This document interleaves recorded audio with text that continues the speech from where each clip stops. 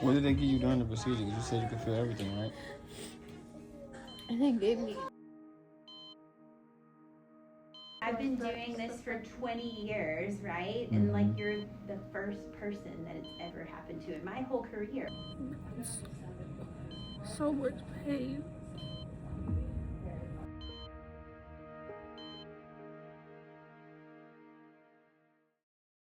What's up, you guys, and welcome back to the channel. First off, before we get into the video, I want to say thank you to everybody who supports us. You know, we love and appreciate every single one of you guys. And we haven't posted in a little bit on this channel, like giving you guys on for it, because as you guys know, whoever does know and who doesn't know, we recently had our baby girl Kalila, little cutie pie right here, and Babe went through some traumatic experiences. You know, we went through it together, obviously, because, you know, we do everything together. And we didn't know if we were going to come out about it and, like, kind of break our silence, because we didn't know if it was going to turn into a legal thing or, you know, really kind of fully how to go about it, because, like, what happened was, like, very traumatic. And I documented the whole thing. And we're going to go over all that today with you guys and let you guys see everything that happened, and then you guys can comment down below and say how you feel about it, because it's really deep. Yeah, know? I had put a little snippet of a little bit what we went through on Instagram, and it got a lot of feedback. Like, a lot of women were commenting and saying, like, how does this even happen? So we decided we're gonna give a story time, because it's, I mean, a lot of people don't know what my family and friends know what happened exactly, but a lot of, you know, our supporters and people who watch us don't know. If you guys want to see the delivery video, the birth video is on our OHSO channel. As I'm contracting and all these things are going on, labor is going very fast this time. Like, when I got to the hospital, I was already 6 centimeters. So when I got to the room, got my epidural in, it was time to push maybe an hour or two after I got my epidural. My water broke before I got into the bed, right and when I got into the delivery room. My water broke. So the baby's heart rate was going completely like flatline. And they're like moving me back and forth, trying to get the heart rate back and all this stuff, and it would come for a second and then stay gone for a while. So they have me move back and forth, it's not working. The doctor comes in, she's talking with the nurse. The nurse is saying, like, updating her on what's going on, because the doctor's not in the room the whole time. They come up with a plan, and the plan is to use a catheter, it's called like an intrauterine catheter, to put water back into my uterus that I lost when my water broke. This is supposed to give the baby some more space, because they're guessing that the heart rate is doing that because the contractions are really tight, that it's squeezing her like too tight. And my contractions were on top of each other, like there was no breaks in between. So it was just a lot of stress on the baby and my body. So, and basically to do that, you have to slide a catheter up into my uterus right next to the baby's head, and then they add the water. Somewhere along that process, which we find out almost a week later, that the doctor had poked a hole in my uterus doing that procedure. I didn't know the complications of this procedure. I didn't even know what this procedure was, and the nurse is the one who told me what was even happening. Like, I didn't talk to the doctor about this. She kind of did it and then left, and then I said, what's going on now? And the nurse updated me on what's going on. So I said, okay, well, it seems like it's helping, so okay, like, let's move on. And shortly after that is when it was time to start pushing. And I am pushing while the catheter is still in. Like, all this happened before I started pushing. Okay, so now we're gonna get into the video of me pushing. And this kind of is the beginning of everything. You have to push even harder. It's just the top right here is like, it hurts. It hurts? And just watching the video back, I can see myself thinking, like, is this normal? Is this right? Like, should I say something right now, or do I need to wait? Is it okay after I push it'll change? Like, my lungs feel like I'm not filling them up. Take the deep air through your nose too. Same way. Grab your legs. Push. 2, Down in your 3, bottom, like you're trying to 4. okay. Good job, baby. You got this. Yeah, right here, I just felt like I was going to just pass out. Like, I'm like, that was like, what, 2 little pushes, fake pushes in? And then you see you tap in here like something's wrong, Yeah, because it's just your body is just reacting to that hole, and you gotta think fluids and all that pregnancy, all that different stuff. I mean, imagine like you're pushing as a hole, so you're pushing pressure here, but fluid's going this way. Like, Take a deep breath through your nose too. And push. 1, 2, 3, 4, 10. Good job. Good job. Take a deep breath in. Do it one more time, okay? You can do it. Yeah, catch your breath first. Be careful. 1, That's it. 9, 10. Good job. Go ahead. 1 second. Good job, babe. Good job. Really, that baby. Taking some deep breaths through your nose too, don't forget. She goes, you ready? Is she your second? It's our third.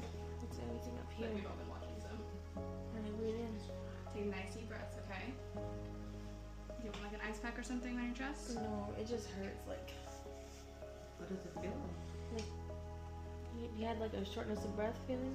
Yeah. Is it like any chest pain associated with it? She was trying to explain to him like I'm having pains and something feels off, which I can feel and see when you like, you know, something's not right. So that alone just had me triggered to an extent. But you definitely pushed the baby up fast, so it kind of felt like, oh, okay, maybe, I don't know. Yeah, I was just trying to decipher if I should be like telling them and I have to stop and we need to be focused on whatever's going on up here, or like, is the baby about to come out and then all the pain will go away? I didn't know anything at that point. I'm just like, this doesn't feel like my normal labors with my 2 other kids. Yeah. So right now, a hole has been poked in her uterus, which the doctor is going to tell us that, obviously. A few of them are going to start explaining what's going on. But right now, the pain that she's going through and why it's off is because they poked a hole in her uterus, which she explained earlier. But now that you guys see, we don't know yet, though. We just know she's pushing the baby. And that was just like the tip of the iceberg. Like that pain, that was rough, that was hard, but it only got worse. Like just, you'll see it. I mean, I didn't get this part, but it got to the point where I was at home and I couldn't walk. I couldn't walk to go to the bathroom. I couldn't use the bathroom. I couldn't like do anything. It's like, we have to go right now. We basically, after we had the baby, we went home.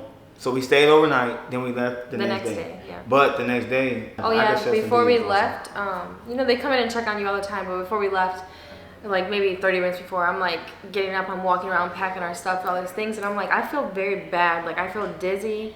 I feel like I couldn't really communicate, hold a conversation. Like I just wanted to pass out. Yeah, my side. It was from my side, yeah. My side was hurting really bad over here, and it caused me to feel dizzy and all these things. And again, it wasn't as bad as it got, but I said something to the nurse, and I just feel like she could have maybe just taken me more serious, I guess. I think a lot of the time they just think like you're postpartum, you just had a baby yesterday. Like there is a lot of pain that comes with that, but also when somebody's like repeatedly saying something, I feel like they need to take it more serious. And I don't know if there's tests that could be ran, but maybe I should have stayed. They could have advised me to stay. I don't know if they needed the beds or the space in the hospital, but I just think it should be taken more seriously when a mother is postpartum and complaining about pain, and especially dizziness. Definitely. And then I think the thing with us trying to accept that part so much, which is understandable, you just had a baby, you didn't even realize how much pain you actually were in even more probably. Because you're like, well, I just had a baby, so that kind of makes sense. But it's like, I was still taking medicine, so maybe that's why like I wasn't like 100% feeling it. But I'm sure at that point the abscess was brand new. It was a day old. It wasn't as large as it had gotten. So I was taking medicine and it wasn't as large. So I think that's why it was just like not as intense as it became to be. From the time we left, the pain never stopped. Like, so once we got home, I even remember the car ride. Do you remember that? Yeah, I'm in the backseat. I'm like, every little turn, every little bump, I'm like, I just want to get home. I'm like, I need to be out of the car. The hospital's 45 minutes from us. Like, it was a lot going on. The pain just never, ever went away. And I'm waiting for it to go away. The whole time I'm like, okay, maybe it's my uterus shrinking as it does after birth. It's going to go away. Never went away. Even when we got home on walks, like I have some videos and clips I'm going to insert. You can just see the pain. Like when she's walking, she's like you can just tell it's pain. And we just like, man, it might not be, you know, like that. I don't think this is right. Like something is wrong. And I think did you call your nurse? Yeah, I called them, my OB's office, and I told them everything that was going on. They had to call me back and stuff, so I waited a little while for them to call back. When they did call back, she was like, come into the office. But I'm like, I don't think I can, I think that's gonna be a waste of time. Like, you guys, it's just a doctor's office. It's not a hospital or anything like that. I'm like, I feel like it's something more serious going on. And if I go there and waste my time, which that's an hour from us, so that would be driving almost 2-3 hours to get help. So I'm like, yeah, I said, I honestly think I need to go inside. And she's like, well, if you feel like you need to go in, like you can go in. So that's when we finally decided to go in. But that was how many days after? Within a week, we like I said, she tried to tough it out. So when I think back on it, sometimes I get frustrated because like, I wish you would have went in sooner. But it's hard when you're trying to be tough in a situation where it's like, okay, You know, I just had a baby, and we went through this, but she usually recovers quick. So with her trying to be so tough, it's like I should have forced her to go to the hospital. You know what I mean? And I don't want to blame myself, because one thing about me, I take my family 110% every day, all day, at every second. So when it came to that, you know, I'm right there every second watching her, and she's like, you know what? I think I'm gonna be fine. I think I just need to rest. So sometimes you take a nap, or you might pass gas and think you're fine. But I'm telling you guys, go to the hospital. Do not hold back, because you don't know. If we would have waited a few more days, you could have probably, man, it was gonna keep growing. By the time I went to the hospital, they were calling sepsis on me. So it's like, that was pretty much now or never. Yeah. And like he said, I was waiting. I'm like, the baby's at home. I'm not taking her in and out of the hospital. I'm not taking her in and out of the car. Like, it's like, we just want to be at home resting and recovering, and postpartum is already a lot. So it's like, I just want to be here, and maybe I'm hoping everything will be all right. But there was a lot of times where we were like, okay, this is intense. This is really intense. I'm going to go to sleep. I'm going to take some medicine. We'll figure it out as we go. And that's why it got to the point, about 6 days later, I think this next clip, we'll be able to see the date. It was at that point, there was like no other option. Like, Yeah, we could have really called an ambulance if we wanted to, but we just got to the hospital fast and started getting it figured out. Also, it's so much. I just want to try to help you guys be where we're at. It's so much going on. We have the baby. We don't have nobody here to help us. We don't have any family. Yes, it's just us. We have all of our kids, and luckily other kids are old enough for little Rob to watch them for a couple hours while we figure things out. So we rushed to the hospital, and we had the baby with us. And it's like, he had to go to the car with the baby, and then like I got called back. Usually you wait a minute in the ER, but they call me back fast. And Abby breastfeeds. So while all this is happening, while we're out of the hospital, she's trying to breastfeed at home. She's trying to, you know, regulate herself, so she'll breastfeed. I'll take the baby. Yeah. Get some rest. She'll breastfeed. I'll take the baby. Get some rest, which we still do now, but I feel like it happened so fast. So fast, immediately. There was people rushing in there. They were hooking me up to heart machines and putting IVs in me, telling me they were getting me the orders for the medicine. I had to, like, every single person, I had to tell them, I'm breastfeeding. Make sure the medicine you give me is okay for my baby. Like, that's all I care about. Like, yes, I'm in pain, but my baby has to eat. We didn't even have milk with us. We didn't even know what was gonna happen. So this right here just shows you how the best day of your life could turn into the worst. Like, the best thing that happened to you could turn into the worst thing. So you can never really just like think everything's perfect, because anything can happen. Because when we went in there and they did all of that stuff, it was like oh my God, like what's going on? Like, our whole life shifted, because nothing else mattered besides Allie's health at this point. Then we had a newborn. This was very intense. yeah, and then I brought my breast pumps, because I brought them everywhere with me. Thank God I had a stash at home too, but we were not at home. They were near home. They're telling me the medicine that we need to give you for you to get out of this pain, because we see it so bad, you can't breastfeed on it. So they tell me that, and then I immediately start pumping. So I got enough milk out to like hold her over for those couple of hours, and I just thank my body so much for that. My body was put through so much, and I was still able to have a supply for my daughter. And Rob he was doing everything he could. He's asking all the nurses stuff. I need ice, I need a bucket, I need to put this milk in here, I need it to be stored, he was very, like, I couldn't have a voice, because when I'm in pain, I shut down. And you guys will see that a lot in the clips, where I'm just like not responding and stuff. It's just like, it's so much on me and my body, my mental, that I sometimes won't respond. Rob was such a huge voice, like advocating for me and the baby, and just making sure every T was crossed and every I was dotted, like he was on it. And they know I don't play about you. yeah, so now that's all up to this clip that's coming up, where we're in the hospital and we show you a little bit what's going on.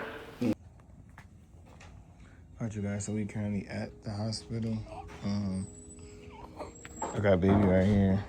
So Abby was having some pain, and now we trying to see what's going on. We trying to make sure it's not like life-threatening, but we don't know. The way they acted, it was just like they made it like it was gonna be something really bad. So we came in.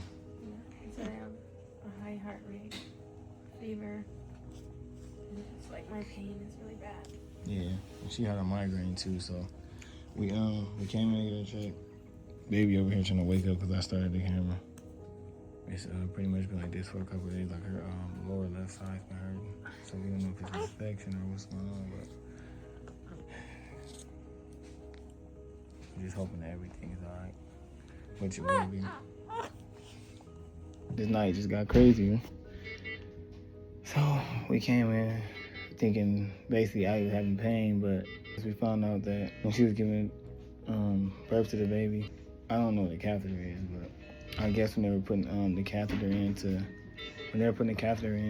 for the baby or whatever, I don't know, but they just said they actually poked a hole in her uterus, so it formed a cyst, an abscess, so now she has like a nice sized cyst, they said, and it's turned to an infection, so that's where the pain was coming from. And the abscess is like terrible, so that's where that sharp pain is coming from, but I guess she's going to possibly have surgery, so they said she might have a C-section scar or a straight up and down scar, I'm not sure yet, but we get more facts to see what's going on, but this is crazy because you just never know what can happen, man.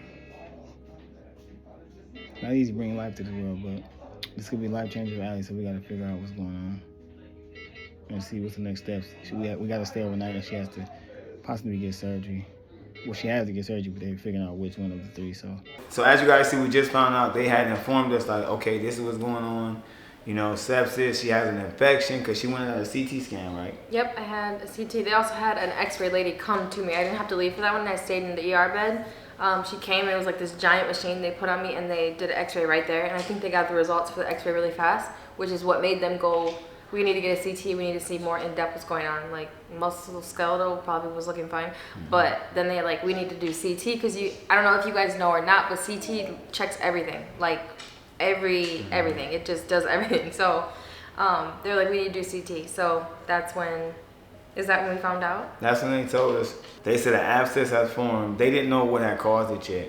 They said they're gonna have to either do a vertical scar or a C-section scar. But Allie had a natural birth. So the doctor who did it hadn't came in yet. She's gonna come in and inform us, like, hey, you know, the size of the hole in your uterus, I think what happened is, you know, when I put the catheter in, I accidentally, you know, poked the hole in there, you know, they're kind of apologizing and just like, man, this is a 1 in a million chance of this happening. You know, we're sorry that you had to be the 1 in a million. And before she came in, so she's not just in the ER, she's an OB. So she's up in the other part of the hospital.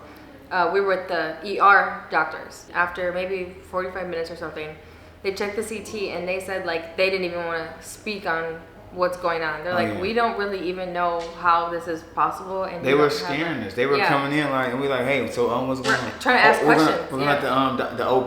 They were gonna let the OB talk to her. The doctor's gonna come down and explain. Like, I can't say anything, and I don't know what we're gonna do moving forward, but she's gonna have to talk to you. We knew at that point, like, yeah, something is bad. We knew it was bad at that point. Yeah, because it's like, why can't the ER doctor say anything? So I just knew, it was over with, and she came in not long after that.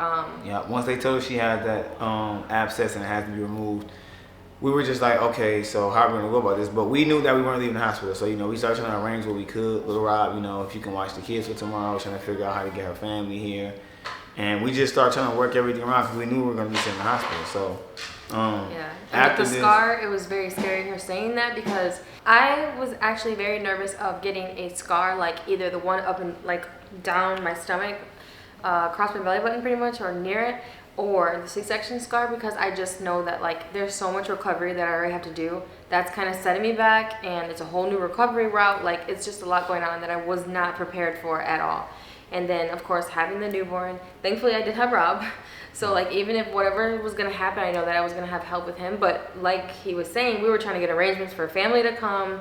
We don't have nobody here. Like, there's like nobody that we could really ask to do such a huge favor. You know what I mean? So it was a lot of stress on us immediately. Like he said, in the blink of an eye, it all changed, and it was just a bunch of stress that we had to figure out. So Allie just got back from the bathroom. She was in extreme pain. We thought we were just coming in for a checkup, found out she got an abscess because I guess some type of catheter poked her uterus. So now she has an abscess and they have to take it out. So I don't know, we're gonna just keep track. I already can't walk, so they had the wheelchair, which is fine, but like going to the bathroom, like bending over the toilet and like hovering and all that stuff was horrible. Wiping was hard. Like, it's just, everything hurt my side so bad. And even just sitting in those wheelchairs hurt. Laying in the CT bed was the worst thing I ever did. Like, they had to put a bunch of pillows under my legs to help so I didn't have to be so flat, because I couldn't even lay flat. I couldn't lay on my side. Everything was uncomfortable. There was no comfortable position or anything for me. We made it to our room, y'all. I guess we can record and see what they say, but I'm not gonna lie. Let me see. Yeah. But do you see their reaction when we telling them, like, asking different people about this? This is crazy. I've been doing this for 20 years, right? And like you're the first person that it's ever happened to in my whole career, right? My luck. I know. So The OB ended up coming in and telling us what happened, which we said a little bit earlier, but she came in and said, hey, the size of the hole, the catheter is the same, and you know, it was an accident, you know, I'm sorry this happened. Then the nurses that took us up, they're like, what happened? You're like, oh my God, and they all just looking shocked, like, that's never happened. They just, like, everyone's looking like something wrong. Remember the story the nurse told us on the way up? Yeah. In the wheelchair and stuff? Like, everything's just crazy, and they're just like, this is insane. And in the next clip that we're going to show, it's a really quick little clip. We went into that first room, and the what was it? The sink was leaking all over the floor. Yeah, the so pipe it was was broke like, or something. It was just so much. Like, I'm sure you guys can kind of start getting the gist of like how much we were going through. And you know when there's a bunch of bad things happening, and then little things start adding up, like it just like it frustrates you more. When you think it can't get worse. Yeah. It's like then it start raining. Yeah, or more annoying. Yeah, like. So I turned the sink on, the floor is soaked. All the water leaking out the bottom of the pipe. I tried to go in there and wash my hands, and the water was pouring on the floor. So we had to get switched rooms. And then when we went to the room, the nurse came in, so we had a discussion with her. That was a nurse that I had a couple times because I was there for so long. She was just very like, oh my God, like I can't believe this, that's insane, I'm so sorry, like it sucks that you're here and all these things. But yeah, she's starting to inform me, saying that there was an order that I can't eat for the whole rest of the night up until the morning or whenever they call to schedule the procedure. So at that point I had already not eaten all day. Like maybe I ate at 12 and this is going on 12 a.m. So it was a long time that I hadn't eaten. I was hungry and in pain. Plus breastfeeding burns a lot of calories. It makes you hungry. So she's telling me that, and then in the next clip, you're gonna see when we've got to a new room, and I am just actually, I look crazy because I just felt horrible. I couldn't eat, I'm in pain. It was just a lot going on. They were giving me medicine, so my stomach was already hurting because it's medicine and no food. And we learned that it was all for nothing. I could have ate that day. Yeah, it was crazy. It was horrible. Alright, you guys, 8. Well, 8:30, waiting on Allie. Doctor to come in. She ain't been able to eat since yesterday, since we got here, because she got out of surgery. She took a few pieces of ice, but I just think she gonna need something on her stomach. This is crazy. I mean, I understand procedure and safety precautions, but she already in pain. Then you can't eat, it just make it even worse, so. Yeah. I mean, the baby camped out all night here. Definitely couldn't leave her here by herself. And then you breastfeeding, that's making you even hungrier and more pain. It's just draining you more and more. You should have some type of energy. Yeah, exactly. I'm not even gonna be able to. Right, how you gonna have energy for a surgery? Yeah. Exactly. You're gonna be alright. We just waiting on the doctor to come in, so once they come in, they'll be able to discuss what they're gonna start with, what they're gonna do. They said something about anesthesia and everything, but like I said before, we discussed with the doctor. I wish I would have had that on camera. But yeah, hopefully everything goes smooth with the surgeries or whatever all they gotta do. That's the main issue. And getting Allie healthy. And hopefully she don't have like no type of permanent scars, because that's just gonna be, like that's gonna be crazy if they have to do like a C-section surgery, like a real surgery, because now you gotta go through pain and suffering and all that. Just, and now you stuck with a C-section scar. It's like, all of it is just like, it's like a, it's just a crazy situation.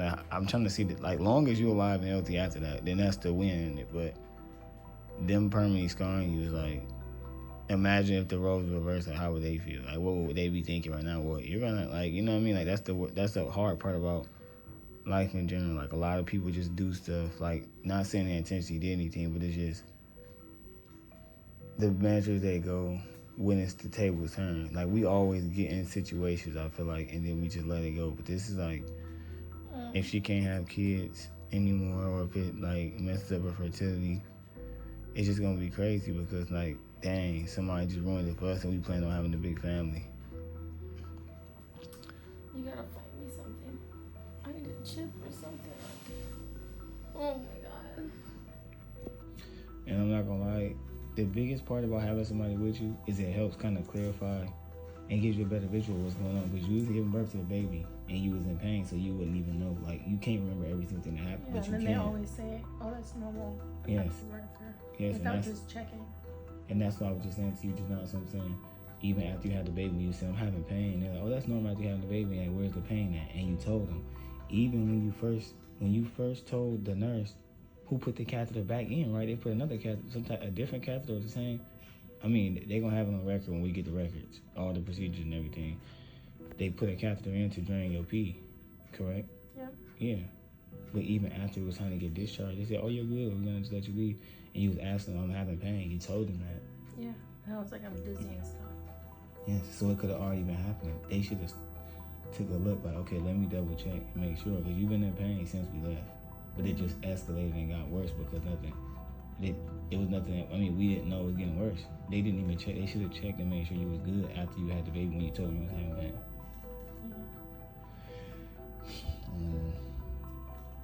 I just don't want you to not be able to have kids. Because I'm like, that's just life changing. Plus, we have plans on a big family. I just can't believe this. This is just. I guess God don't make mistakes, but yes, it's about to be terrible. And then you gotta think, we got a lot of work to do. We got the newborn.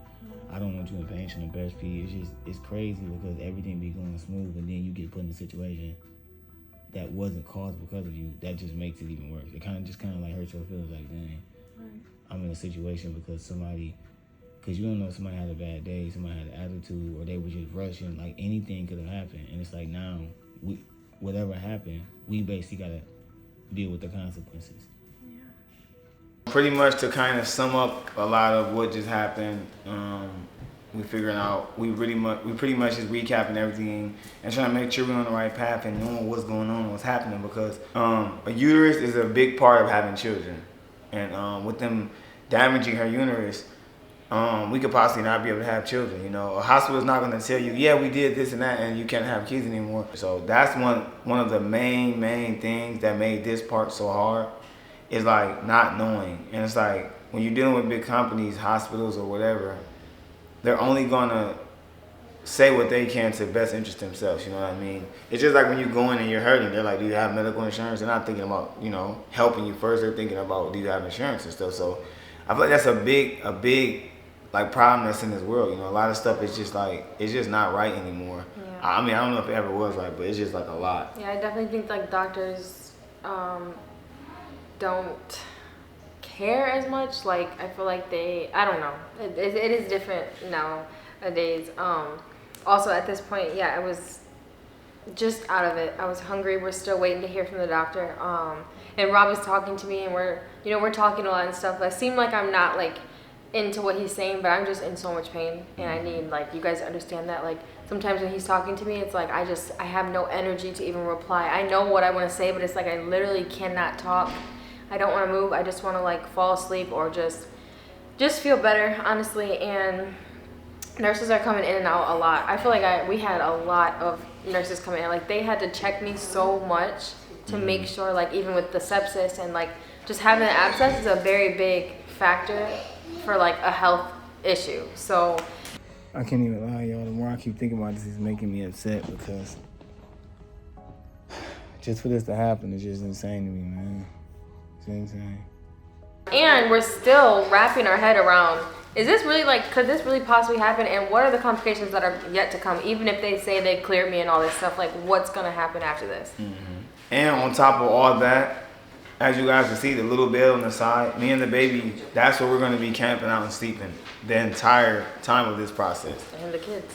And the kids, you know, so it's like, it's just a lot of wear and tear and mental abuse. It's like a lot of stuff we went through. It's just like, this was a lot. And like I said, we didn't even know if we were going to come out about it or break our silence, but we just felt like it needed to be said, because I feel like sometimes when the right person speaks up, more people can speak out. And then other people come out and they're like, well, why didn't you say something? It's like, sometimes sometimes people just want peace. They don't want to just sit here and stir up things over something, but it happened to you. And it's like, it's hard because this was very painful. And we haven't even it's much more pain coming. It's like, it's just a lot. Like I said, me and baby were sleeping on that little cot. It's hard, and she's just over there uncomfortable. You know, newborn, I'm uncomfortable, but we're just gonna make sure she gets healthy because you know we can get past this as long as we healthy. You know, that's the main thing. Yes, and just postpartum, like, complications that lead to the worst possible factor. I just feel like being a voice to advocate for people to go in no matter what. Like, go in and get checked if you have a migraine that won't go away. Go in and get checked if your blood pressure's high. Like, all of the things need to be checked because you're really the only person who's going to have a voice for yourself, and nobody's going to care about you the way that you care about you, or know what's going on in your body. Like, don't listen to people say, oh, it's just complications because your uterus is shrinking and this is what happens. Like, you had a C-section. Like, all these things. Like, it could, you know when it's really something. So just go in and be an advocate for yourself. Yeah. All right, so the doctors, that was her assistant. She was a doctor and assistant. What is she? That lady? She works in the same. She's a doctor and they work in the same department. She just came and broke down everything once again. Even though, like I said, the doctor broke it down to us yesterday, but she just came and went down into more depth now that they have all the scans and what needs to be done. So we're going to be getting transferred from here to a partner hospital because they don't have the equipment here to do what they need to do for Allie to repair what happened. Because they said when she basically, I said this before, when she went in to put the catheter in or whatever it's called, because I'm not a doctor, I don't really know, but I'm just going off what they said. I have the audio also. I'm going to probably play it for you guys so you can kind of hear some of it and get an explanation of what happened. But when the catheter was put in, she accidentally poked a hole in her uterus wall, and that created the hole, because they found the hole and it created an infection, and it turned to, you know, abscess, pus, or whatever. So that's where all the pain is coming from. And they said it's pretty, they said it was what? She said it was like 15 by like 4 centimeters or something? Yeah. She said it's long. She said it's long, so it's the stretch. Like, the fluids are probably just stretching and causing the infection, but you got to be careful with that, because that can stretch up. That's going up her left side, you know what I'm saying? You don't want that to hit, like, just no wrong bloodstream or organs or anything. You don't want that infection to get on the wrong stuff because it could just really get worse. But this is what's going on with us right now, you guys. But Allie did a great job giving birth to our baby girl. But they said they're sorry we had to be the 1 in a million. This feels unreal, you guys. And then we got to stay here for more days. So this is like, I don't even know what we're going to do, man. We went from having the best day of our life to the worst day. That's why no matter what you guys do, just always know, at any moment, your life can shift. Because now, all we can worry about now is Allie's health and getting better because of a mistake someone else made. That's what makes it so hard. If it was something we did, it wouldn't be as bad. What's that, babe? Like, worth it. Like, if I feel like 100 times better and I'm able to move around and do stuff again after this, I'm gonna be like, okay. Yeah, you gonna. I'm happy I did it, but.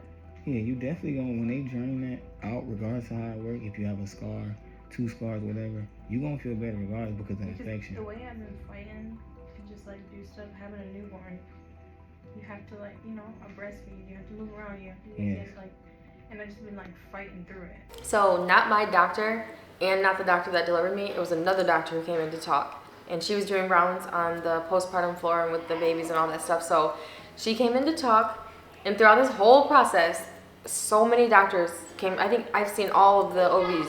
They all came to talk because of just like, seriously, like what happened? Like they couldn't believe it. And like Rob said in that video, they told us it was a 1 in a million chance of something like this happening. I hate to cut you off, babe, but also, guys, we have recordings of multiple of the conversations being had between us and the doctors. You know, I'm not going to release that right now because I don't know how far this situation is going to go. But as of now, you know, we're going to keep that stuff confidential. But we definitely have audios and, you know, other stuff that we're not going to release right now. Yeah, but again, it was just started becoming more intense because of all the doctors coming in. And if a doctor's coming to you and telling you, like, I can't believe this happened, like, this is what happened, like, it makes you a little bit more nervous and just questionable on, like, how the healing is about to go. And that's all that we really, truly cared about.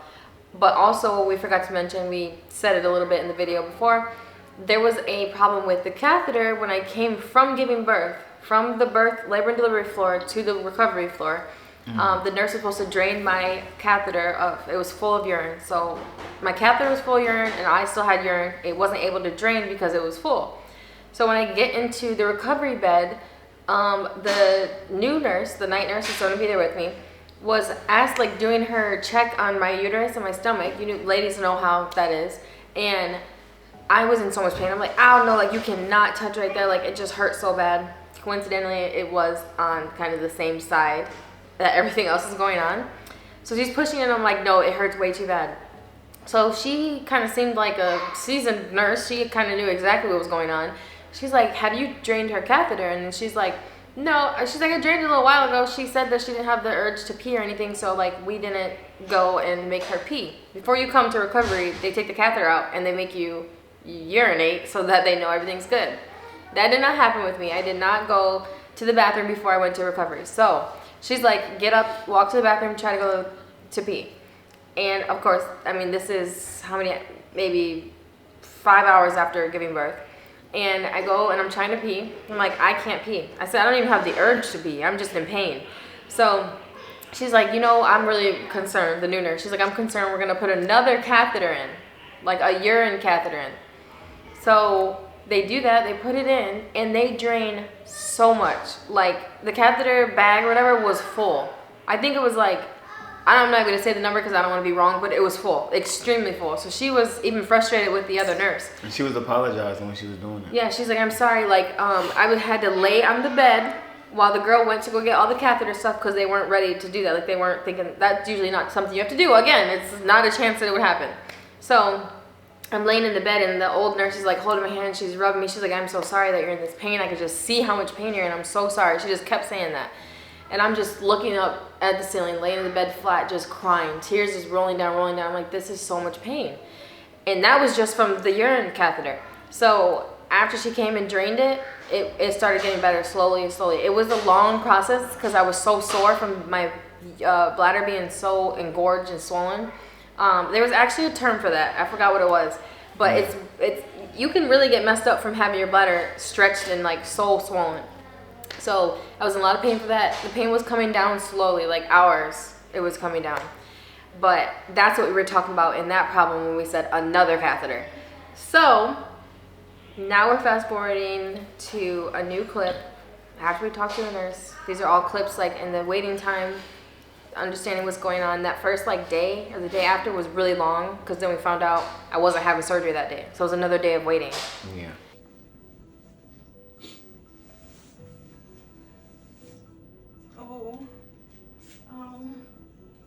Wait. Something is plugged up over there still. You gotta take this off.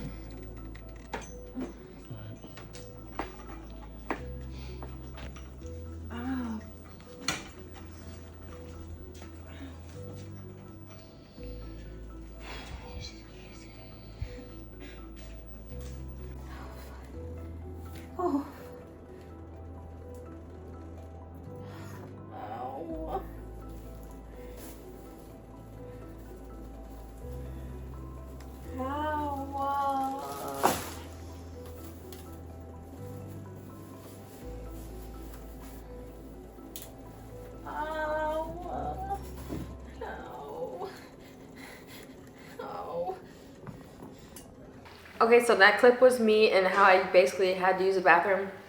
As you can see, it hurts to walk, so I'm like, ow. I'm like in pain walking, and then I sit down. It hurts to sit down. Trying to get you up also was like, that was a hard task. Like every time, like, cause you gotta think when you're laying up and you trying to move, like you flexing your muscles, so that you was this whole side of my body, I couldn't, like my leg, if I lift my leg up, it was so much pain. So even when the nurses came and stuff and I had to go for test and scan and stuff, they had to lift my leg and like move it over with me. So yes, using the bathroom, as it showed in that clip, was very, very hard. Sitting down to use the bathroom was hard. And I'm just like, I'm just not about to use the bathroom anymore. On top of all this, it was hard for me to know from them messing up with the urine catheter before, it was hard for my body to tell me if I had to pee. So like, I wouldn't even have the urge, you remember that? I'm like, I don't know if I have to pee. So we had to start, like, he would remind me, like, just get up and go to the bathroom. Make sure you empty your bladder. Yeah, just to be safe. Yeah. And it took, like, a couple weeks for that feeling to come back after all that. So we're going to move on to the next clip. This is, like, the next morning. Yeah. Okay, you guys, so it's just me here in the room with, oh, that looks bad. Rob and the baby left to go get King and Koa and make sure that little Rob is all set up for school tomorrow morning. And yeah, so it's just me right now. And I can't help but think about how the surgery is gonna go tomorrow. It's just so much like going on and so much for me to think about. I only have one earring in. The other one fell out, but yeah, I am in a lot of pain right now, but they gave me some pretty strong pain medicine. But I'm just thinking about a lot of stuff, like being put under anesthesia, and if I'm able to breastfeed after that is like my main concern, because the doctor had mentioned something like 24 hours don't feed her, and I'm like, I do not want my supply to go away.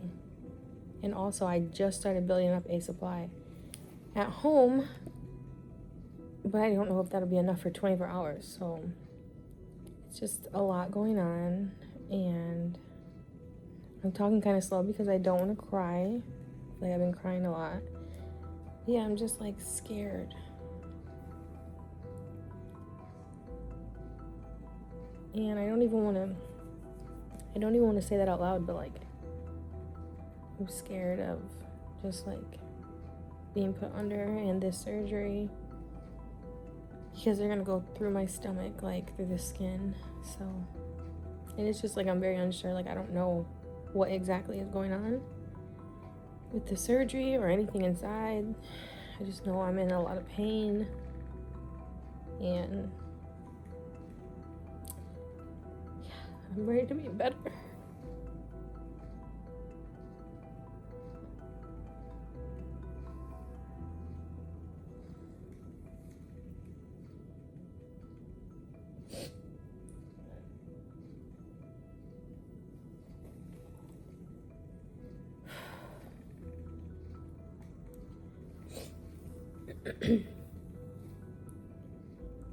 I'm scared for like what I'm gonna wake up to, like how rough the recovery is gonna be, and to have a newborn and a 3-year-old and a 7-year-old, like it's a lot. And I just wish this would have never happened. But I'm praying that I just feel better after this.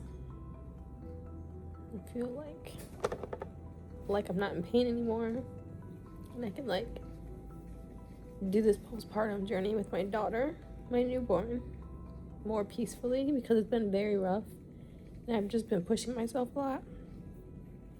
That's why it's just been hard to even get here to the hospital, because it's like I'm just focused on my kids, and I kind of put the pain to the side until it got too bad.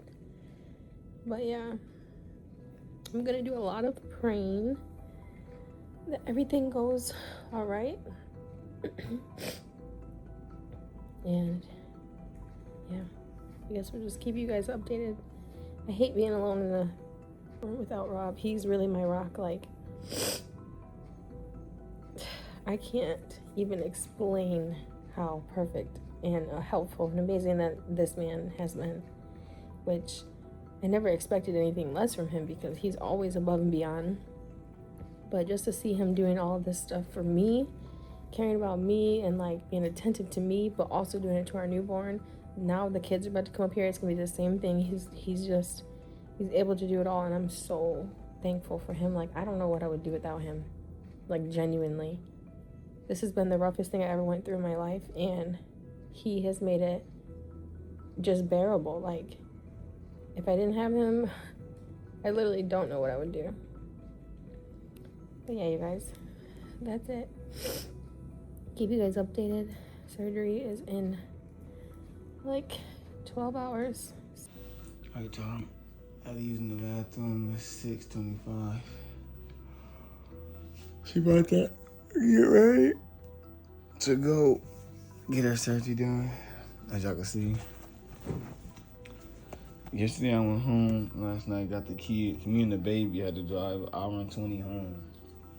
You know me, super dad. I fed her, changed her, burped her, and changed her, and then left to go drive an hour and 20. She stayed the whole time. So you know me, super dad. But I went and got Cole and King, washed them up, brought them up here because Little Rob already missed a day of school, and we didn't want him to keep missing school, so we brought him up here with us. And yeah, we're gonna try and, you know, thug it out in here together. Got some snacks, candy, toys, and food, and we're gonna just hopefully we're gonna pray Allie go and make it back in one piece.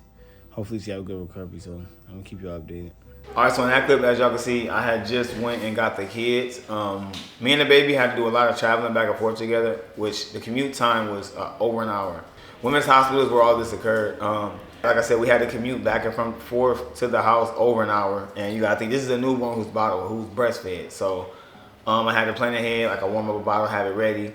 And I know if I feed her good and burp her and let her poop before I leave, she was good. So we had game plans. But Lil Rob had missed a day of school already. We didn't want him to keep missing school, so I went and got the kids and brought him back, and we slept at the hospital again. So the couch got even smaller. Like now it's 4 of us on this little couch, and I'm like, you know, trying to make sure the baby and her is comfortable. And I mean, you can just imagine, you know, anybody would know, like. Yeah, and I'm trying to figure out, like, can one of them sleep in my bed? But I couldn't risk them like kneeing me on the side or something. Oh yeah. There was a lot going on, and as you guys know, newborns eat probably like every 2 hours. So him driving, he literally was on a time crunch. Like, if I feed her this, I have exactly the time to drive home, do what I gotta do, and get back. You know, he had bottles with him too, but also just making sure she was eating. Yeah. While he's driving is difficult. So like, it was so much going on. It was a lot. It's been like 2 months, so you know, just thinking back on all of it, it's like those feelings and emotions never go away. Like you can still feel like, dang, I can't believe this happened. Yeah, and the complications, like we'll talk about that at the end, but there's still things that I go through. So there's still complications, and the hard part is, like we said earlier in the video, it's like you don't know what somebody's going through. It's like you could be a victim of a series of unfortunate events, or you could be just in the wrong place at the wrong time with people who have attitudes and stuff going on. Or it could just be, you know, like, it just could be a lot of things, and that's what's so hard about it. But, you know, at the end of the day, you get inconvenienced, you know. And with us not even being able to post to you guys, you know, it kind of hurt our channel because it was like we were in the momentum. And, you know, we got the newborn. We want to share this with you guys, and we couldn't even fully share with you because, you know, it was just so much going on. We're going to get into the next clips, and then... And this is pretty much me waiting to be taken for the surgery of the drain. So she's still in love with the pain too, and having to pump and dump milk because of the pain meds. It's kind of like, it's like very disappointing, honestly. I wonder, like, they take this pain away, but it's gonna be like a different pain. It's gonna be a pain because they gotta put a tube in, period, so you're gonna have a scar because they gotta go through your stomach. Just hopefully they do everything correct without, you know, nothing bad happening. We already in a crazy situation, so the main thing is getting you healthy though. So. Yes, everything hurts at this point.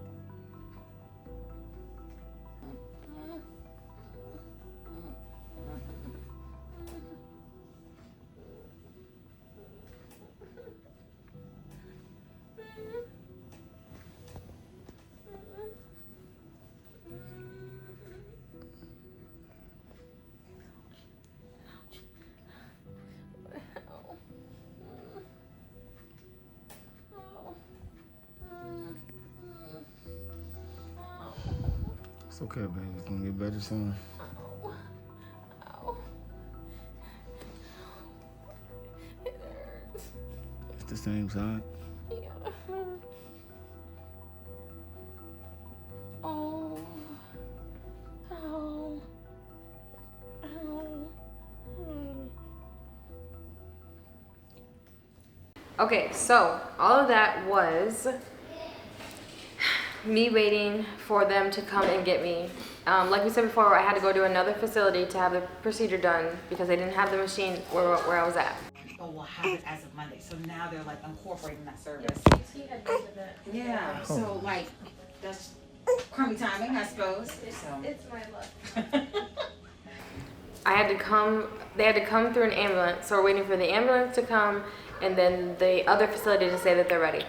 So it just was taking a long time. at this point, something happened, I believe. They were telling me that they were giving me morphine, and the baby was like sleeping a lot. So we started questioning, like, is she getting the medicine? Like, I started getting very concerned. We Googled it, and it said like some mixed messages. Yeah. So we obviously went with the safer option, which was to me not take the medicine they were giving me. That wasn't safe for babies, which was morphine. So you guys can see me crying in that clip, and I'm like, it just progressively got worse because I was still waiting for them, and I told them I want to take a break on the morphine. Mm-hmm. So and also previous videos, I didn't get of her crying like that, but this was happening all the time. Yeah. I was trying to comfort her, yeah. But I started thinking, let me get some of these clips in case something happens, because it's just a lot going on. Yeah.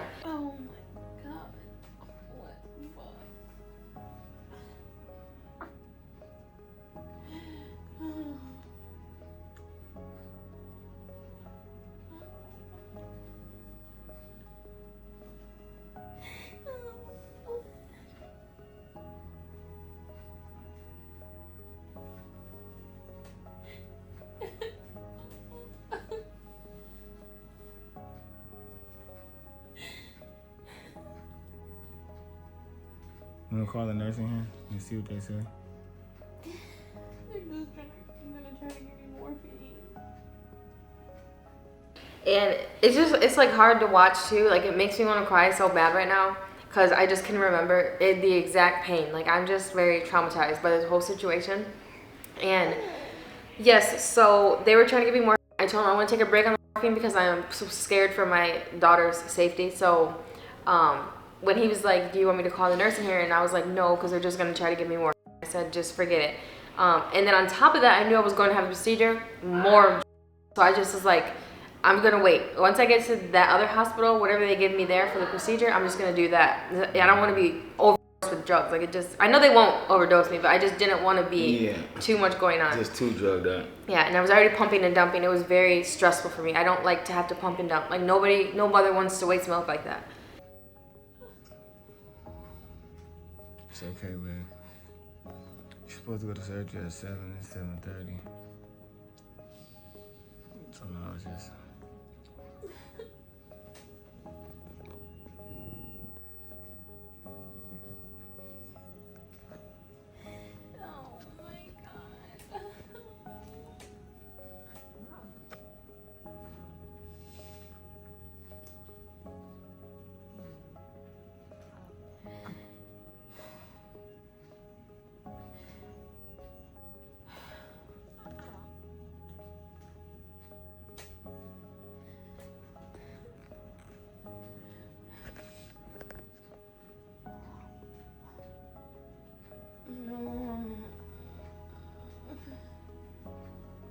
It's been like this for days.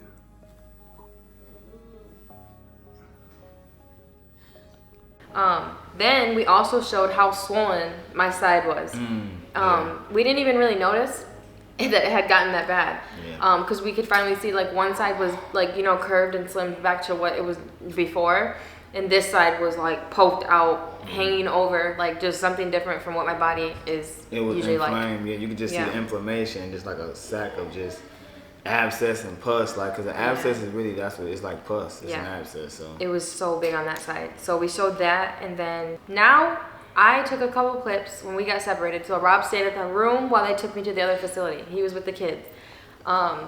Also, I was trying to be quiet that whole time in there with the kids. I wanted to say that. They're sleeping and I'm in pain. Like, it's this little tiny room. It was so crazy, you guys. And now I'm going to show the little bit of clips that I got. Me leaving the hospital on the stretcher, getting in the ambulance. And then can go to backside or can go from, I don't know where you park. What the ER? The ER. Okay, so when you walk it down, just go take your back hallway. Okay, so what happened was when I got there, things were moving pretty slow, I think, and I was just extremely nervous, you guys. The anxiety I had of getting a drain put in, like, just me thinking of them cutting through layers, like a hole through the top of my stomach into my internals, it was just like, it was giving me so much anxiety, and I was already worked up. So I'm trying to calm myself. The nurses there were really nice and they were calming me. So I was relaxed. The doctor came in and told me exactly what was gonna happen. At this point, Rob's telling me like, you need to make sure you get a record of everything they're saying to you because he couldn't be there. He wanted them to print off everything that they had told me. So they did that. I signed it and everything.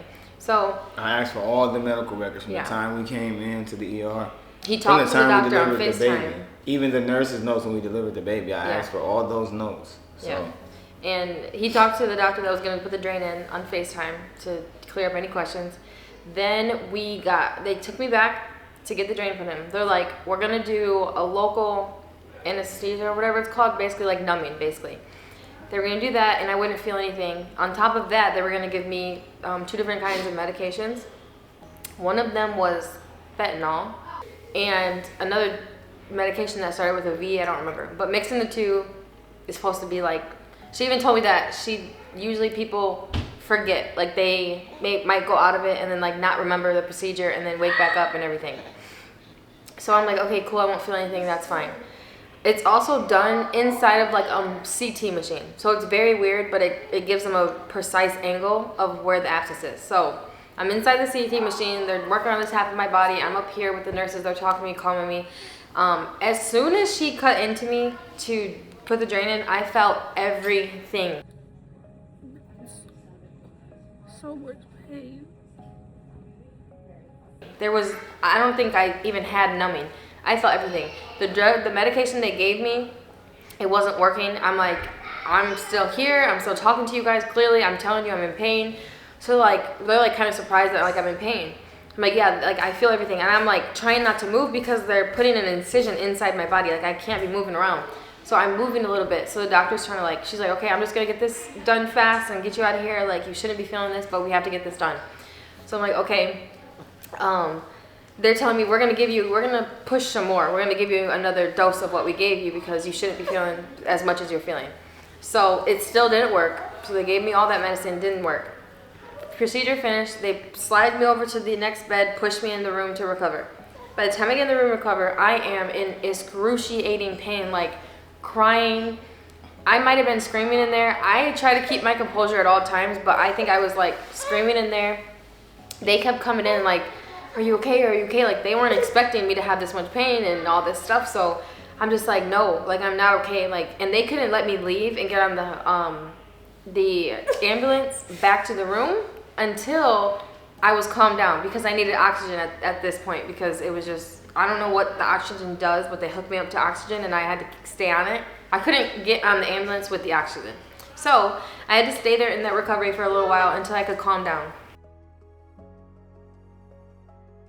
So once I finally calmed down, I was able to leave and get on the ambulance. But this calm down was, they had given me a different medication. They said the medicine, the fentanyl and the stuff that they gave me should have worked. It didn't. They said we have another option for you. They had to call like my doctor and like some other doctors and a pharmacist to see if it was okay. They gave it to me. That medicine actually calmed me down a lot more. I still felt the pain and everything, but it was a lot more manageable for me to get back to the room. Once I got in the ambulance though, it was so much pain. Like the pain came right back because we got on the E-way and it was so many bumps. Like it was the worst road I've ever been on here in Houston. I'm like, I don't understand. And I don't know if it's because the ambulances are like shaky or something, but it was so bad that the guy who was in the ambulance with me, because they have to monitor you while you're in there, he's asking me like, are you sure you don't want me to give you fentanyl? And I'm like, no, because they just gave that to me there and it didn't work. I'm not gonna keep just forcing it.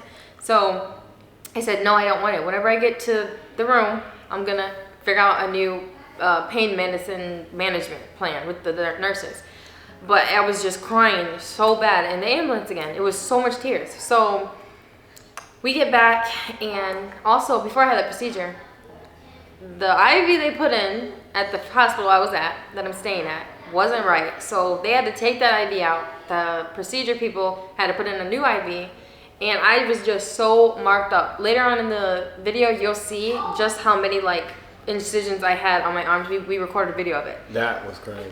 Yes, it was so much. So we get back to the room. The whole goal was to put the drain in to let the abscess drain, so they didn't have to cut a horizontal or a C-section scar or anything. And it was still a possibility if that drain didn't work that they would have to go back and cut another scar. Yep. But now we're gonna go into the next couple of clips.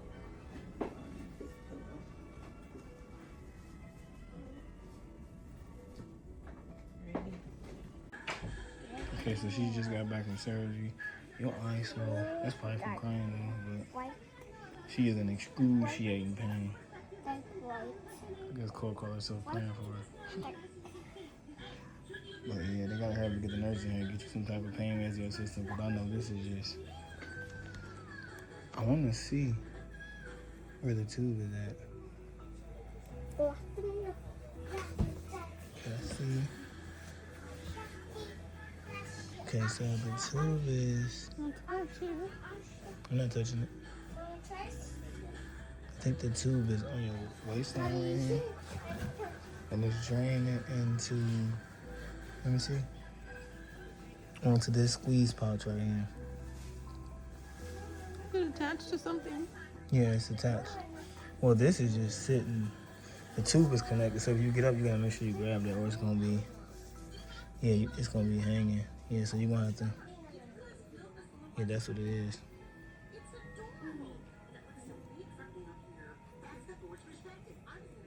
Just lay on the bed so it's not just hanging. You're doing good though, baby. Staying real strong. And this is bad. On top of just having a baby, this is just extreme. You made it out safe though, that's the main thing. Well, this is just the start. They still gotta test that, so we gotta see if, make sure you don't have to cut nothing open, nothing. Hopefully not, but this should be, ooh, this should be good though. Hopefully, you know what I'm saying, God's plan. You want me to do it for you? Put the pumps on there. You gotta pump it down, right? Yeah. All right. So wait, what did they give you during the procedure? Because you said you could feel everything, right? And they gave me like fentanyl and something else, and it like wasn't working. I didn't feel any like numbing or nothing. So you felt them shove that tube in and everything? You felt that whole... She numbed it with the needle, but I still felt... But once it got in, because the abscess, once you puncture the abscess, it's still going to be pain. So, and that's going to make it more pain, because you're not even supposed to... And then they were trying to give me more of it. They were trying to give me more of it, but it didn't matter. It didn't matter because it wasn't working. So then she called the doctor and they said I got narco.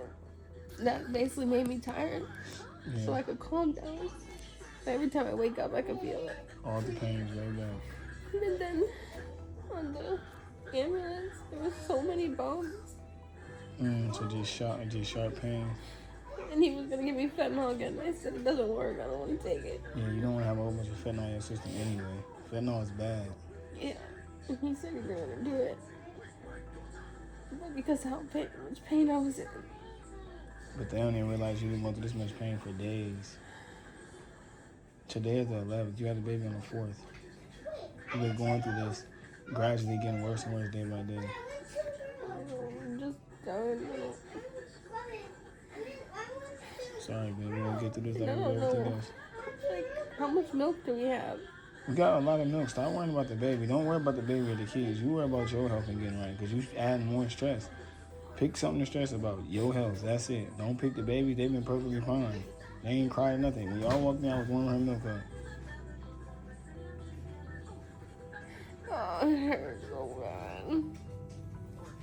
Oh. Alright? I want you to worry about one thing though. Just worry about your health. That's it, okay? Like seriously, don't even think nothing about nothing or nobody else but yourself right now, okay?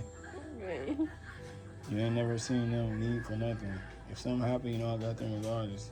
They've been perfectly fine. The kids been chilling. She sleep right now. I just fed her and burped her. When y'all came in, I was making her bottle. I burped her real quick. Okay, so we showed pretty much everything, the procedure, and then when I got back, as you guys can see, I was in a lot of pain. I was crying. Rob was kind of like on guard because he didn't know what I had just went through, so I had to kind of give him an update of everything. So I'm trying to tell him everything that's going on, but I'm in pain, and I had to wait for the nurse to come so we could figure out what medicine I'm gonna get to help with the pain. Also, as you can see, my eyes were swollen, very swollen. At first I was telling Rob, like, I think it's from crying so much, but then we figured out it's because I'm allergic to the medicine that they gave me.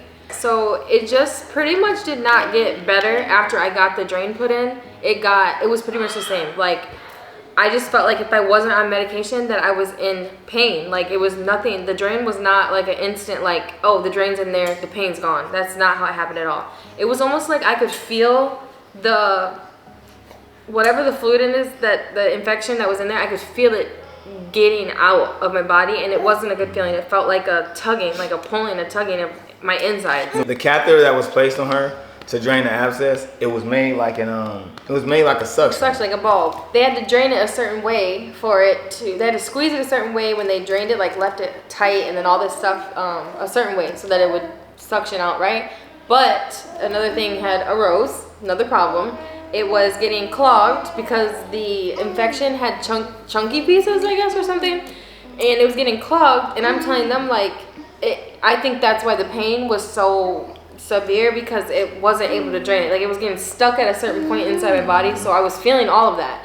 And they had to have somebody from the ICU, like a different unit of the hospital, come in that could deal with those type of wounds, like wound care. And she had to come in, and she had to, like, she was doing a lot. She was like sticking something in there. She was like draining it. She was going back and forth. And then finally she got it unclogged. Yeah. And kind of taught me how to like move the fluid through the tube. Right. Because yeah, I couldn't just keep waiting for like nurses and stuff like that. Like if it was an emergency, I wanted to know what to do. So that happened. Then it just, yeah, it wasn't getting better. The fluid, there was a lot of drain output, so they had to keep keeping us. All right, you guys, February 13th, we still in the hospital. It's like information all on that side, so hopefully they come in today and finish telling us what they need to tell us, because yeah, this is... Okay, I look crazy right now, but I'm just showing a little bit of what me and Rob have been having to do while in the hospital. I'm still breastfeeding, still pumping, so I'm using my Mom Cozy breast pumps and Mom Cozy storage bags, but yeah, we've been here. This is going on day 3, I think. This is going on day 4. Oh my god, I feel like I'm going crazy in here. I can't wait to be out, but I mostly can't wait to be out of pain. But yeah, I'm bagging milk right now because I'm on so much medication sometimes, and then if I have to go for a procedure, I have to have milk here for Kalila, our baby, to be able to still drink and stuff, and to just kind of keep my milk supply going, because I really don't want this to be the reason that I lose my milk supply. So yeah, I'm just documenting a little bit of what's going on in here, trying to make the best of a horrible situation. Oh yeah, and tomorrow is Valentine's Day, which was when our baby was supposed to be here originally. And I'm able to talk and smile and do all these things right now because I'm on some pretty good medication. And I'm not moving. I'm in a steady position. So, but let me try to move or the medicine wear off. Over with. And Rob usually does this for me. Thankfully, he is literally the best. But he is running home because my mom just came. He's going to get them set up, my mom and the kids. And he has the baby because I can't keep her here by myself.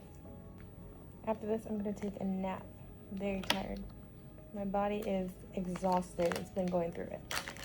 But that's why it took so many days. And then, I mean, once it started, the output was low under a certain amount. They said that we could take it out.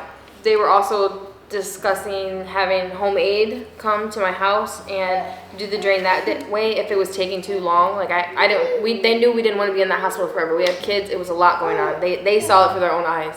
Yeah. And they're like, if it's an option, we could have a home health aide come there.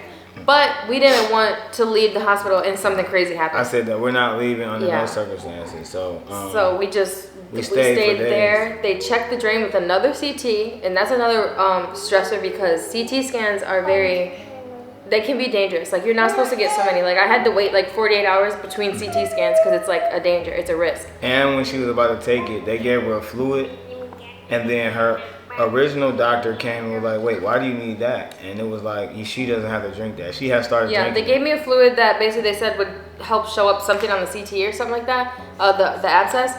And then they're like, drink all of this. It was like a big thing of fluid, and they drink all of it. So I took like a sip, and then my doctor came in, and she's like, no, wait, you don't have to drink all that. Don't drink that. And I'm like, okay, so.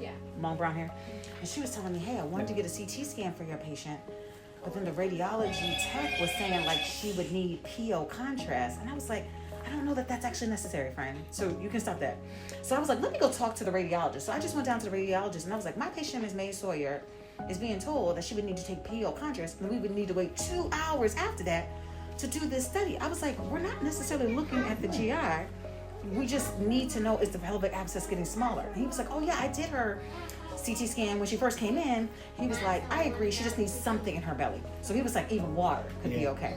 But he didn't necessarily think, so don't think that you have to go through that. Okay. So I'm glad I caught you before it was all down, but no, yeah. I was about to say that. She drink the whole thing. Yeah. Well, I did say that too when she did. Yeah. So I apologize for like the mixed signal. Sometimes I think they don't know what you're looking for. So I think I just need to like go to somebody and be like, this is what I'm looking for.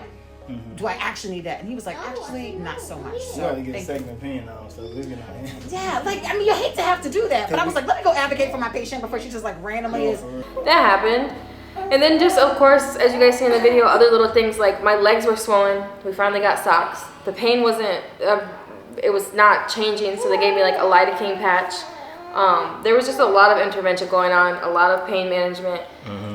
It was just an ongoing thing for so long also. Yeah. Like, we went through a whole Valentine's Day and we tried to, make Allie feel better, so we went down, decorated the room up nice and everything. So, it's Valentine's Day. When we was having a discussion about the catheter situation, we was trying to think, because the catheter stays in there while they're pushing fluid into the baby. So did the catheter scrape the wall and then create the infection, or was the catheter poked in there and it was pushing the fluid in there and it was sitting in there while she was delivering in the wrong position? Because we were informed that the size of the puncture was around the size of the catheter, so that's how they figured out what happened. So it's just note to myself to remember that. Valentine's Day, we still here. Probably gonna be more days. Eyes still in flames, stuff still going on. But hopefully everything get better. They said the medicine don't affect the baby, so she's been breastfeeding sometime. Unless they say wait a few hours, we'll wait a few hours. We'll wait over the time limit, but we just want to be sure. The baby has been very, very sleepy. While Allie's on the meds, the baby's been extremely sleepy, so.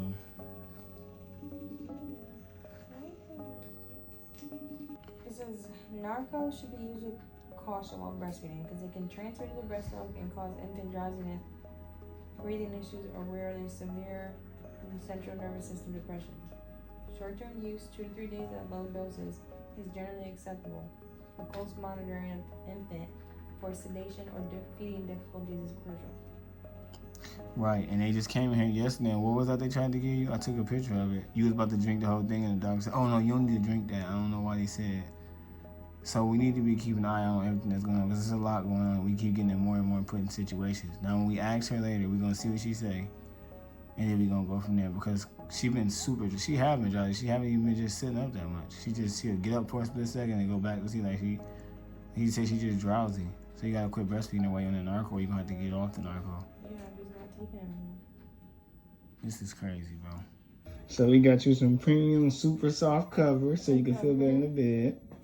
Got you a teddy weddy. And it has the roses on it. This is really cute. Yeah. We got you some roses over here to match. So come over here. As you can see, we got you the gigantic love you so you can know you get the biggest love ever. Cute. How did you even get that through the door? Hey, I got the helium. I had to drag all these balloons in here, but I got it done, didn't I? Okay, hold on. It's going to take me a second to get on there. Yeah, just be careful. Don't get hurt.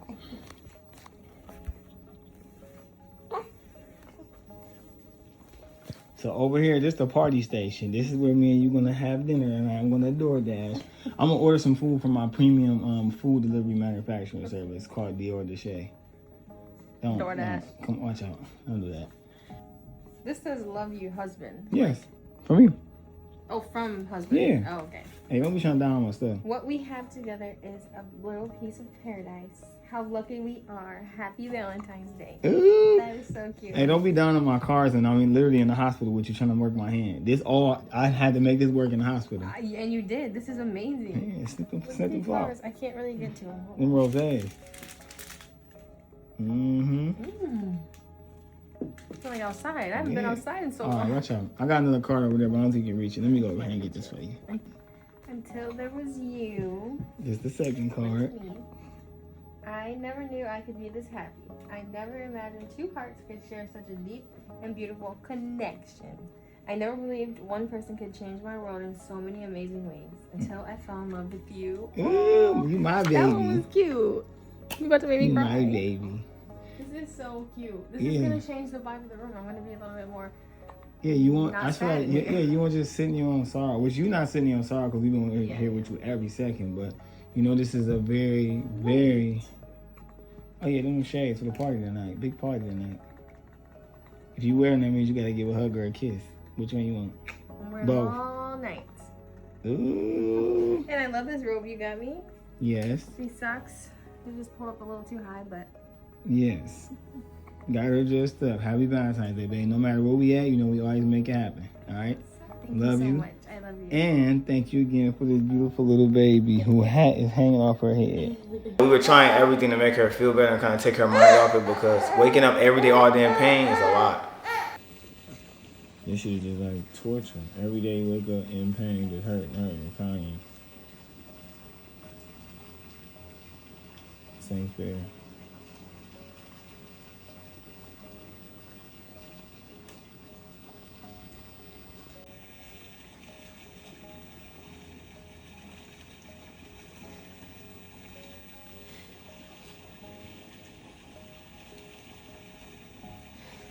So you guys aren't watching us when we're watching the clips back, but like even now, like I'm getting so teary-eyed. Like I can feel the pain. I can see the stress, like the worry of my baby. Like the one clip, I'm researching on the medicine they're giving me, and you don't know if you could trust the doctor or not. Like I can't even describe how much.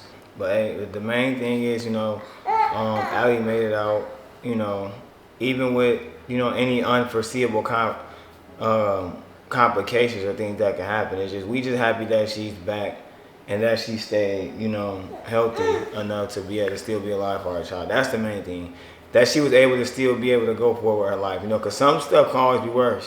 Some people overly indulge in something that happened to them and they let it consume them. And one thing about us is we take anything God puts us through and look at the lesson and grow through it. You know what I mean? So, all right, so it's 9:35. February 16th. Cold hanging out. But now you still like, how's your pain? You still having pain sometimes or what? Yeah, I pretty much feel like it's the same unless I'm on the medication is in me. Like. Yeah, the pain is still extreme unless you got the medication. Yeah. Like, my side is tender to touch. We got a lidocaine patch on now that you had on. They just switched it out. But that's helping with the pain for sure. But the thing is, and now the problem. Stomach, my leg. Everything is swollen. Her legs, ankles is huge. I got pain without the baby. Yeah. Ooh. Yeah. So. Yeah, I've been getting up and walking around as much as I can. Yeah, they drained some of the I guess abscess or pus, but have they emptied it again or anything or what? Yeah. It had got clogged at one point and was slowed down, but they cleaned it out and it started back draining, so. Which I don't think this suction is good. Yeah, that was just their least invasive, I guess, process. It's not Yeah. smashing nothing. They were saying possibly we can go home and have a nurse come help, but the thing is we live an hour away. We don't want to go an hour away and then you back in extreme pain. We have to drive here an hour again. We just wanted to, touch base with you guys, man, and let you guys see that because it was a lot to go to. We wanted to really make sure that you guys knew what happened. So lucky that I have Rob to help me out because literally all we have is each other, and it's really sad when you go through things like this and you don't have family, you don't have people around, it's a lot, but I know that we have each other and we can get through anything after the stuff that we've been through. Mm-hmm. We don't have a big family because we're not from Texas. Yeah. Even after this, I had to go back to the hospital because I'm still having pain in my side and stuff like that. It's just it's a lot of things going on, and on top of that, I got sick with pneumonia. This has been the roughest because of that, I feel like it's been just the roughest postpartum journey, the roughest beginning of the year. Like, it was just something that I don't wish on anybody.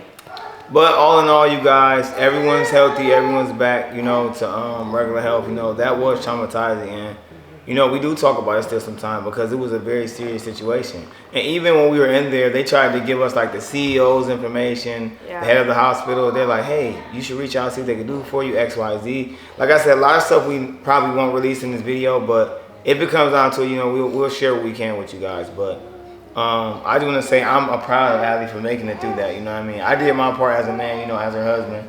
And, you know, we all stayed together, but that made us just closer as a family, you know, just to see, like, hey, anything can happen at any moment to any of us. So don't take it for granted, you guys. You know, love and appreciate your people while they're here.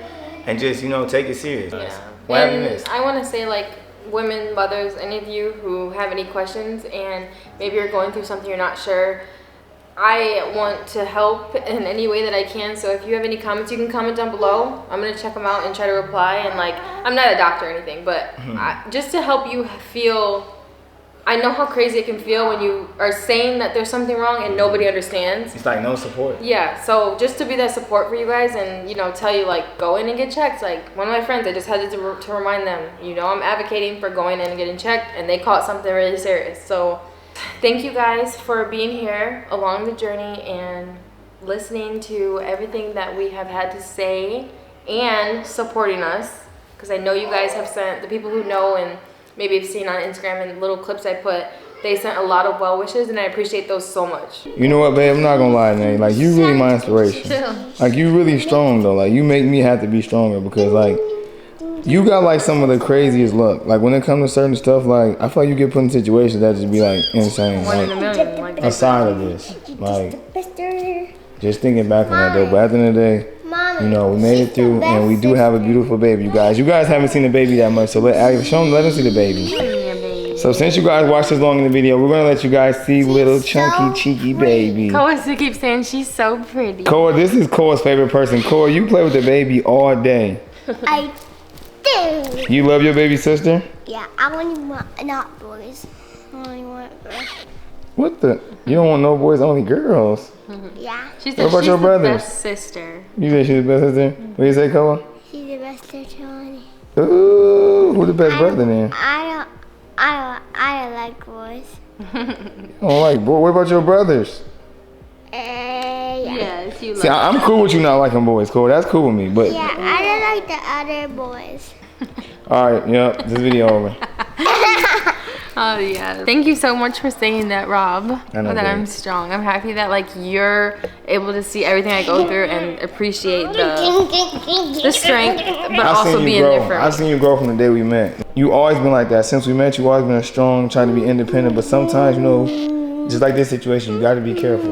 Like no matter what it is, we gotta just be careful because imagine that could have messed our lives up. Yeah. And I'm not saying you would have messed up, but that could have, you know what I mean, led to something. But thankfully, she's okay. Thankfully, chunky baby. here. Lila Bear, say hi. Say hi, you guys. Hi, you so cute, little chunky butt. You so cute. See, I'm a little baby with little baby clothes. She watches her sister and brothers all day play. She wants to play with them all the time. She cannot wait to run around with them. She watches them all day. Look. And then she'll get to screaming. Look, she about to bite Koa. They kiss her all the time. Like they just love her so much. I'm just so happy that they're so close. Yeah, it's a beautiful thing, you guys. Yeah. She tried to eat me 100 Kalila, look. times.